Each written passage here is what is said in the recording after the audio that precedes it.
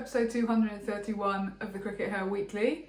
After last week's exciting episode with an awful lot happening in the background, you'll be pleased to hear that this week we are back on steady ground with our usual green screen background. I don't know what it's going to be this week, Sid. Do you know what it's going to be?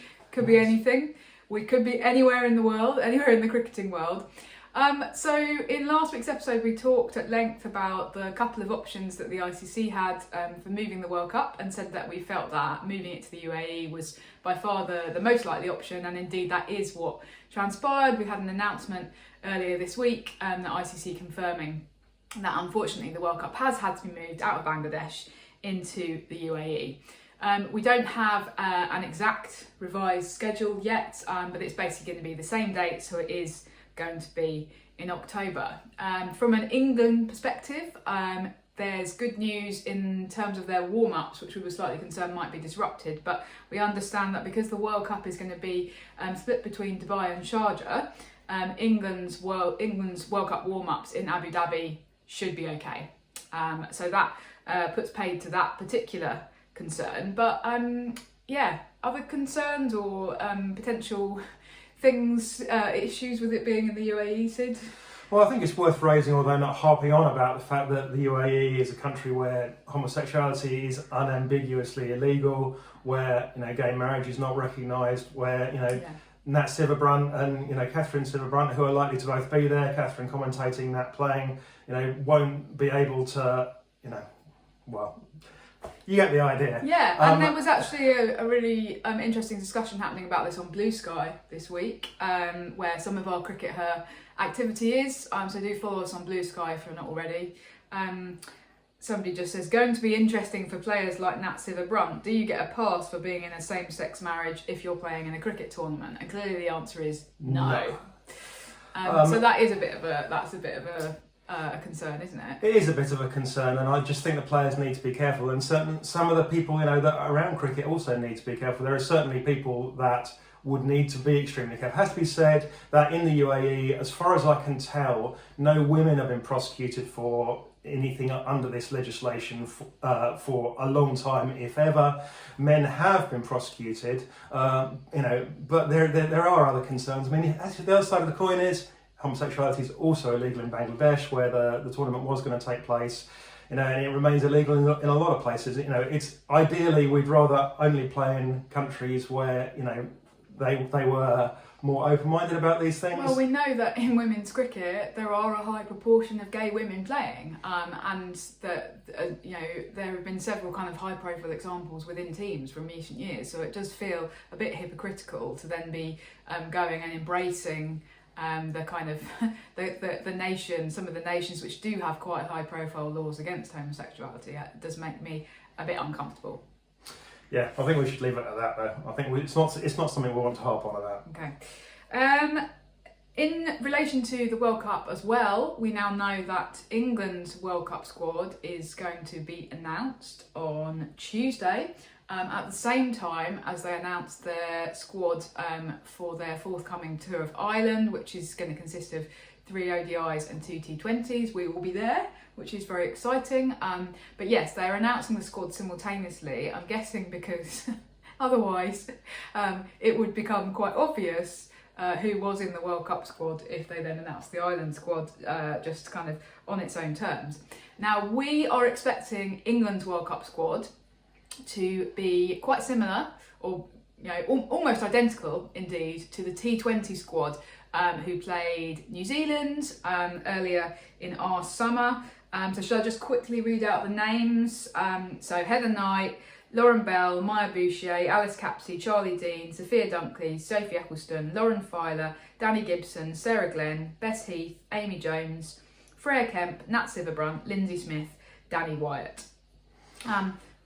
16 names on that list. Yeah. It'll be a 15-person squad for the World Cup, so there's one name to go, basically. Oh, okay, interesting. That number is obviously dictated by the ICC, isn't it? Everyone can take 15 players. We think that the batting options are probably fairly settled. There's maybe more of a discussion to be had about the bowling. I guess Lindsay Smith as your fourth spinner is an interesting one because she did play some of the games this summer, but she hasn't been kind of consistently in the T20 side over the last few years. But she had a really brilliant 100. Yeah, I mean, she topped the wickets in the 100. She tops most of the other the kind of rankings type things. She had one of the best economy rates in the 100. And she topped the wickets substantially despite only playing 7 games. Well, of course, they had one game rained off. And so, some players played 10 games and still didn't take anything like as many wickets as Lindsay Smith. So, my guess is that she will be in there. I think that they're going to be going with a side that looks an awful lot like the side that they were going to take to Bangladesh. Anyway, I think they'll go. We've sunk everything into these players. Yeah. I think the big questions remain around the fast bowling and things and what they're going to do about that fast bowling. It does strike me, looking at the selections from earlier in the season, that what they're interested in terms of fast bowlers are not, are you any good as a fast bowler? Can you open the bowling? Can you close out at the death? They're interested in can you bat? And I think that, they're going to, therefore, your Danny Gibsons and your Freya Kemps are going to take priority over, your Lauren Bells and your Lauren Filers. Okay, that's really I think that's going to be key to, in terms of who misses out there. So that's about to do with kind of the balance of the side. Yeah, and I think that John Lewis, despite being an out-and-out bowler himself in his professional career, has really decided that, particularly in T20 cricket, you get more value from having, the runs in the bag than you do from the runs that those bowlers might concede. Danny Gibson has done some good work in the 100, but she also conceded, some of the most expensive overs. We believe the second most expensive set of overs ever in the history of the women's 100. Ever, it's not that long ago. Yeah. But Freya Kemp, did she bowl well in the 100? No. Is she going to be as good an opening bowling option as Lauren Filer or Lauren Bell? No. Yeah, is she going to score more runs? Yes. Yeah, and if you're really kind of going with form in the 100, then John Lewis, as I've repeatedly said, needs to be getting on the phone to Freya Davies. But it doesn't seem massively likely because he has a thing where it's a sunk cost thing, and he doesn't seem to like admitting when he's potentially got it wrong. And I think he did. Yeah, get it and wrong he's also he's going with the runs, right? Those Yes. people will score more runs than Freya Davies, and they're kind of not really worrying about the amount of runs that you concede in those situations, despite the fact they can be crucial. This is the kind of thing where you can wind up with egg on your face. Well, that's what happened to England in the last T20 World Cup. They had a couple of terrible kind of death overs where they conceded 20-25 runs. Cost them dearly. It did. Okay, so that's the World Cup squad. Let's talk about the Ireland squad as well, which is, as we've said, is going to be announced on the same day. Will anyone in the World Cup squad go to Ireland? Should anyone in the World Cup squad go to Ireland? And just to remind viewers, John Lewis did effectively say right at the start of our summer, it's very unlikely that anyone in the World Cup squad is going to go to Ireland. So that's what we've had in mind all along. Yeah, so we think that certainly none of the senior players will go to Ireland. We don't know that for certain. We'll find out on Tuesday. One player that I think should definitely be going to Ireland and that I think will go to the World Cup will be Bess Heath. I think that England are clearly hoping that Bess Heath will not play in the World Cup. Yeah. They will take her as the backup wicketkeeper, but they're clearly hoping that she won't play because unfortunately she's not ready. And I'll take that as well. I thought that she would be ready. I backed her. Unfortunately, she's not. But they're going to take her. I think she should go to Ireland because that will give her some games, and it's probably the kind of thing that she needs. So I think that she will. Overall, with this Ireland squad, the key thing is: are they going to go out to try and win these games, and therefore put together a team that they think will win the games as the highest priority, or are they going to be looking to the future, looking to to bring in new players, young players that are going to be playing for England, for the next 10 years. So are we going to see Grace Scrivens and Seren Smale and maybe Sophia Smale or Hannah Baker? Yeah. Or is the team going to be dominated by Tammy Beaumont as captain, Kate Cross, ADR, all great people and great players and definitely more likely to win these games, but also quite definitely not the future. Yeah, absolutely. What are we going to see? And another interesting question is because there are going to be players who are very much at the forefront of their regions who England may want to go to Ireland. For example, your Georgia Adams, who's obviously key to the Vipers. Your Holly Armitages, who we don't expect to see in the World Cup squad, but is obviously captain of the Diamonds.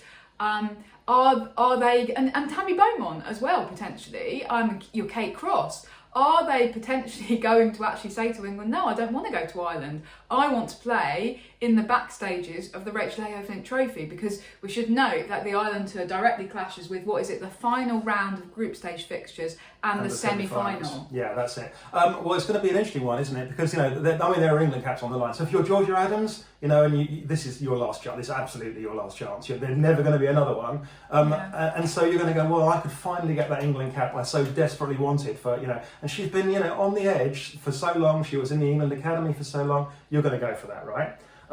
If you're someone like Kate Cross, then, obviously you've got a load of England caps in the bag. That getting a cap isn't the key thing. Exactly. Although, obviously, playing for England is still important to someone like Kate Cross. But the other thing... you will always know that you didn't get an England cap in Ireland on the basis of you being one of the best 11 players in the country. Do you think that will bother players? No, I don't. I think that won't bother them remotely, and I think that history won't remember that either. The other thing to bear in mind, though, that if you're a fringe England player, going to Ireland and playing all these games is going to net you £30,000 best pass off in match fees. That's quite a substantial chunk of money that you're probably going to think quite carefully about saying no to, even if it means you've got to miss a couple of key regional games. Yeah, maybe. I mean, obviously, for somebody like Tammy Beaumont, that perhaps won't be as significant. And we probably won't know actually if people turn it down, right? Because there's a bit of an etiquette thing here. Yeah, no, those people that turn it, if anyone did turn it down, it would just be like they weren't selected, and unless somebody came out and said, oh, they asked me to come and play for England, and I said no. Anyway, I think the captaincy thing is basically they're not going to name a potential successor to Heather Knight, are they? We've basically concluded that that's not. Yeah, I'll guess it's going to be Tammy Beaumont. Or maybe possibly Holly Armitage, if for whatever reason Tammy didn't want to go, but it's not going to be somebody who's a serious threat to Heather. Yeah, it's not going to be Grace Scrivens. That's what we're saying here. Yeah. Despite her having had an actually really good 100. Yeah. Ireland actually beat Sri Lanka last week, though, in their ODI series. Really exciting, historic win for Ireland. They will take a lot of confidence from that. Is it possible that if England are kind of sending this second string team, that they could end up with egg on their faces because they're not treating it seriously enough? Well, ironically, I think if England had sent that younger team that I'm talking about, then there might be. I think if they're sending, the likes of Kate Cross and Tammy Beaumont, there'll be no opportunity for Ireland to, sucker punch them over the conditions. The England players will be well used to playing in the kind of conditions they're going to get in both Dublin and Belfast. And my guess is that England will still go through and win those games convincingly and win all of them. That would be my. Okay. Interesting. I'm really hoping for an upset because I think it'll be really. I just think it'll be really good and much more interesting than if England did win them all. Obviously, Ireland struggling with a couple of injuries during that Sri Lanka series. So Laura Delaney missed it with an ankle injury. Gabby Lewis then had to sit out the last couple of games. And who captained Ireland in those last couple of games? Orla Prendergast, who has just signed for the Blaze. Yep. Useful signing for them, but only a sort of semi-useful signing, because if you actually read between the lines of the press release from Notts and from what we understand from talking to someone last weekend who's very close to Ireland cricket, she is going to play in the England series, so she'll be coming back. So she'll miss for Blaze the final group stage match and the semi-finals, potentially coming back for the final. But that's great news for Ireland on the other hand. So Okay, well, I'm really excited about going to Ireland, Sid, and seeing some cricket. I think it's going to be really good. Are you going to drink any Guinness, Raf? No, because it's revolting. I'm sorry, I don't believe it's going to taste any better in Ireland. I would like to apologise to all our Irish viewers that Raf said your national drink was revolting. Most of them agree with me. We welcome any comments on the taste of Guinness below the line on the CRICKETher Weekly. In other news this week, Sid, we've had a schedule announced for summer 2025 by the ECB. Sorry, the English summer, I should say. So English summer 2025 by the ECB this week. Good news is that once again they've announced the men's and the women's fixtures together. So for people like us, it's quite handy because we know how we're going to be spending our summer next year. So from a women's cricket perspective, England will be playing West Indies in 3 ODIs and 3 T20s, and then they'll be playing India in 5 T20s and 3 ODIs. So West Indies and India both coming over next summer. But unfortunately, no test. Again. Yeah, there is a test. All the newspapers said there's going to be a test after. So there's going to be a test against India at Lords. Yeah, there is. This was reported top line in all the newspapers. It was. Yeah, there is going to be a test against India at Lords in the summer of 2026. So by that stage... that was quite sneaky of the ECB to kind of roll that out yet. They know what they're doing, Sid. They know what they're doing. They're professionals. They know how to make good PR. Yeah, you're absolutely right. It's a slightly infuriating because by the time that test happens, we will have gone for 2 home summers without having a test. So they basically announced this Lord's test against India, but they're sort of re-announcing it because they'd already said that England women were going to play a test at Lords, and so it feels like they've deliberately done that to try and kind of fob us off a bit and distract from the fact that there's going to be yet another summer with no women's test. So that's quite frustrating, isn't it? Yeah, it's not ideal. And obviously India are interested in playing tests, but the key thing on the other side of the coin is that presumably India wanted to play a load of T20s in England because they'll be coming back for the World Cup a year after. The other thing is, money talks, and the T20s are what the ECB will be able to sell. The ECB, of course, own any TV rights from these series. They'll be able to sell a long T20 series back to Indian broadcasters and hopefully, rake in the spondoolies. So it's all about money well, yet again. I find it frustrating. It doesn't make sense to me to play a standalone women's test in 2026 when we've already got a women's T20 World Cup that's being hosted in England and Wales, which is going to be the main focus of the summer. So you don't really need that women's test on top. Why couldn't we have had... It's also contextless, right? So if we played India in a test next summer, you could have made it multi-format. Yep. You could have had the ODIs and the T20s and the test all feeding into each other, and it being contested for points. In 2026, the ECB have actually said it's going to just be a standalone one-off event. Well, it's very difficult then actually to sell that as a narrative. That's the whole point of having the multi-format Women's Ashes, right? Is to actually give it some context, give it some narrative, across a whole give it a series, story. yeah. So to just randomly throw in a test, it just really feels like they're doing it as almost like a kind of tick box thing of like, well, we know that we said that we wanted the women's player test at Lords, so and that's our answer to the ICC, the Independent Commission for Equity, who had to go at us for not having a test at Lords. I wonder if what's happened actually is that MCC have gone, oh, sorry, we can't possibly fit one in for another 3 years. Because that seems to be the way they work. They're slightly obsessed with hosting men's cricket at the expense of women's cricket. So that's potentially been a factor as well. But it's just so frustrating, isn't it? It's just disappointing. I know you got a bit annoyed at the ECB's justification as well, didn't you? We had already planned an 8-match white ball series against India. It's like, well, we just got in here and this 8-match white ball series was already planned and there was nothing we could do about it. Yeah. I was like, hello, who planned this 8-match series then?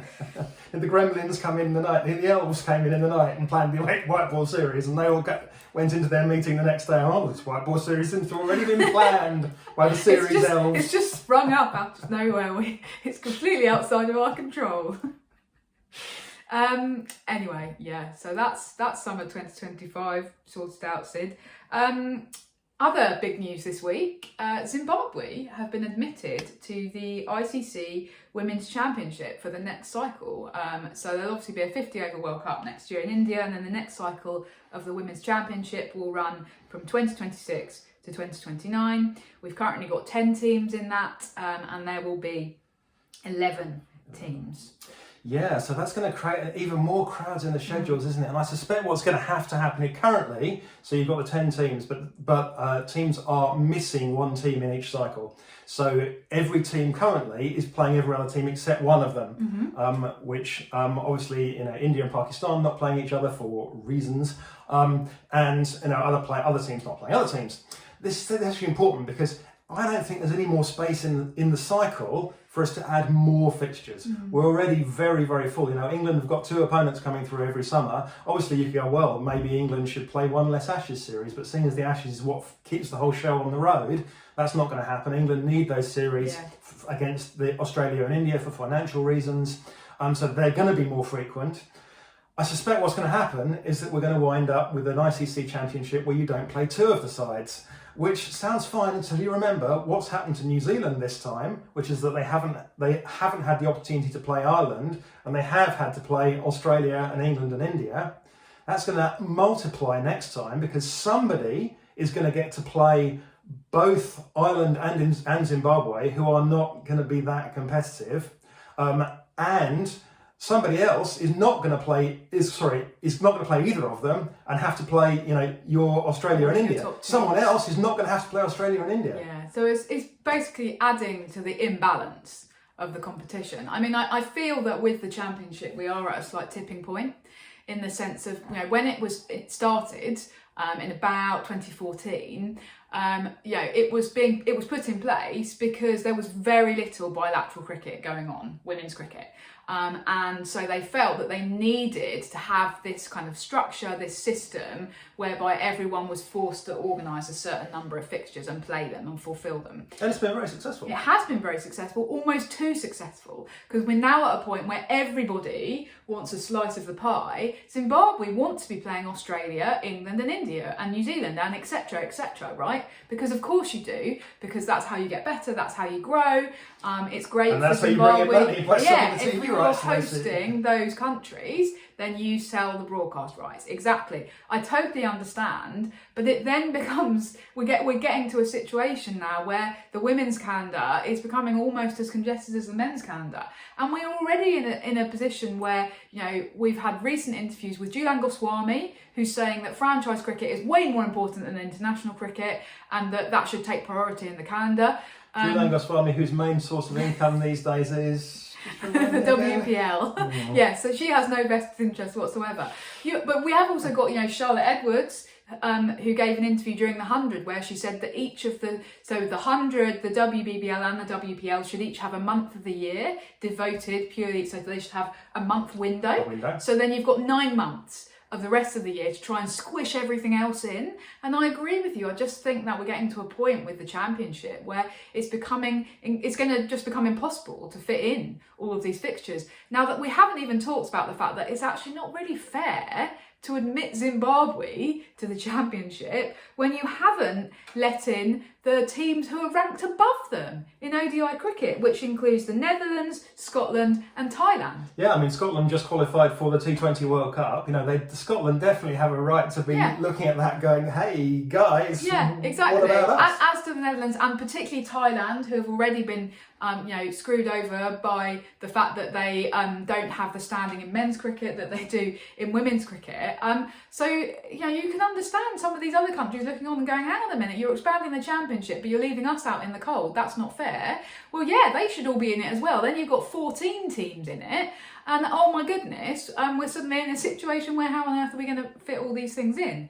So, a few years ago, we did actually moot the idea of having a 2-tier women's championship, where you would maybe have 8 teams and 8 teams. You could have promotion and relegation at stake between the 2 tiers. So you could have actually a bit of movement, but that just doesn't seem to be particularly palatable because, as we've just said, Zimbabwe want England and Australia to tour there because the TV rights are going to be worth more, and India, of course. And underlying all this, of course, is the politics of the ICC and the BCCI, and the fact that the ICC needs a new chair, and there's manoeuvrings going on behind the scenes, and who's going to vote for who, and Yeah, I mean, the justification apparently for this Zimbabwe thing is that, according to CRICKETher, Zimbabwe as a full member would be better able to meet touring and hosting obligations. So essentially what you've got is a situation where the ICC are using its own unequal distribution of resources to justify further inequality, because they give more money to full members. So if you're a full member, everything's great and you'll be admitted to the Women's Championship. And if you're not, if you're Scotland, then you're on the outside and that's it. And sorry, we don't believe you can afford to host these matches because we're not giving you enough money. It's just a stupid circular argument that makes no sense. As you stated, it's just ICC politics. Anyway, we are going to sign off there. Just quickly, the Rachel Hayhoe Flint Trophy in England is resuming tomorrow. Sid, can everyone still qualify? Yeah, everyone can still qualify. It's still too early in the cycle of the championship. It's still too early in the tournament for me to run the whole analysis on them. It would take days and days and days, over a week to run. But I've run a basic analysis which shows that there are scenarios where every team can still qualify. So everyone's got something to play for. We're going to hopefully be heading to Arundel tomorrow. Head off to your nearest ground. If you're at Arundel, come and say hi. Until then, we will say bye.